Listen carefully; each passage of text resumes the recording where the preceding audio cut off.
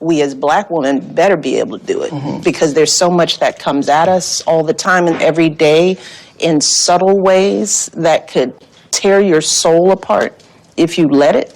But my mother always taught me, girl, you better keep it moving. You better brush it off. And I think I've grown up doing that. So the challenges, yeah, there are times that, frustrated me. This past election was challenging for me as a citizen to watch and experience. It was painful. Your First Lady of the United States there giving her speech last night, or her appearance on the Oprah Winfrey Show, and I guess she was just being honest, but she must agree with Hillary Clinton that those of us who voted for Donald Trump are just the deplorables of the world, because it was painful to watch him win. Really? Megan Barth is joining us right now. She's the founder of ReaganBaby.com. Love the name of that website. Also a political commentator and a women's advocate. Megan, how are you? I'm doing great, Mark. Thanks for having me. Merry Christmas. Well, Merry Christmas to you, and I appreciate you giving us some time today. We kind of got a glimpse of this because they released that soundbite from the First Lady last week saying this. Now we're feeling what not having hope feels like. What was your reaction when you actually watched the interview?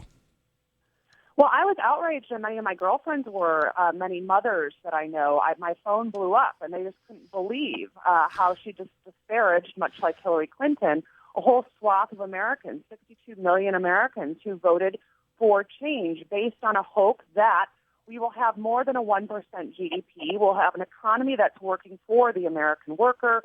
We will have solidified borders and controlled borders so we can restore our sovereignty. That's why people came out en masse to vote for Donald Trump. They were also paying skyrocketing health care premiums. We were told that Obamacare was going to save us all money on our premiums, when as a matter of fact, our premiums doubled. So there is no hope for the Marxists that wanted to fundamentally transform this country into a socialist utopia.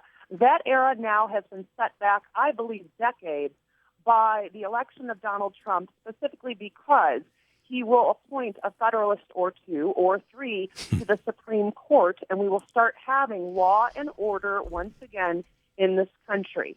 No longer are we going to be subjected to the Democrats' plan to, number one, fundamentally transform this country, and also confuse and conflate the electorate with the lawlessness by which they chose to operate the past 8 years. Oh, absolutely. And I guess to me the insult is that if you disagree with me, there's no hope. I mean, that the only way there can be hope is if you agree with my point of view, which, as you've just clearly pointed out, has not been very successful the last 8 years. Well, no, it hasn't been very successful the last 8 years. And let's put this into perspective, shall we, Mark? The Obamas have taken a total number of vacations over the past 8 years that have cost the American taxpayer no less than $85 million. And this does not include their most recent vacation and hiatus in Hawaii, which they returned just a few days before they have to leave the White House. Both of the Obamas have been on the taxpayer dole for a majority of their life. They haven't really been working in the private sector. You can say that Michelle did by being appointed by the Pritzkers and having an executive position in a hospital, which there was actually much controversy surrounding her tenure. However, that's really their contribution to the private sector. In effect, they have been living off of the taxpayer dime for quite some time, and they haven't struggled like the average American that came out in record numbers in the Rust Belt and voted for someone different. When I saw 100,000 Pennsylvanians switch their registration from Democrat to Republican, I knew that the Rust Belt was Donald Trump's to win, and he won it resoundingly.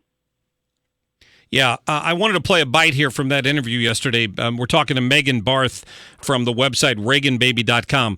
This was the only good news that came out of this yesterday. 18. Would you ever run for office? No. I have to ask it. No. No kind of office. No, I look, that's one thing I don't do. I don't make stuff up. I'm not coy. I haven't proven that. I'm Yeah. pretty direct. If I were interested in it, I'd say it. I don't believe in playing games. You know, it's not something I would do.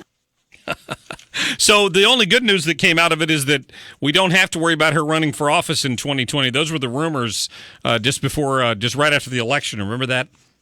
Well, yeah, and we shouldn't be coy as well, because the Obamas are going to take house and settle in Washington, D.C., and I think specifically because they like the power that D.C. affords them, and they will be working behind the scenes to undermine Donald Trump's presidency every step of the way, as we currently see with the DNC and this whole elector mess that they wanted to, in order to delegitimize Trump's presidency as well as his followers, and ensure that that the majority of the electorate, or at least their portion of the electorate, will always question the electoral system. They'll always question whether or not Donald Trump won fairly and squarely through the Electoral College.